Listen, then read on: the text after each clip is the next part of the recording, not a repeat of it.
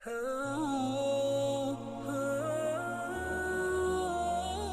اللہ صلی اللہ علیہ وسلم نے چند لوگوں کو کچھ عطیہ دیا اور ساتھ وہاں موجود تھے۔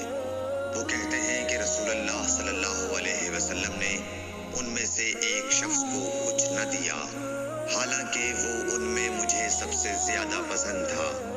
میں نے کہا حضور، آپ نے فلاں کو کچھ نہ دیا، میں اسے مومن گمان کرتا ہوں۔ آپ نے فرمایا مومن یا مسلمان؟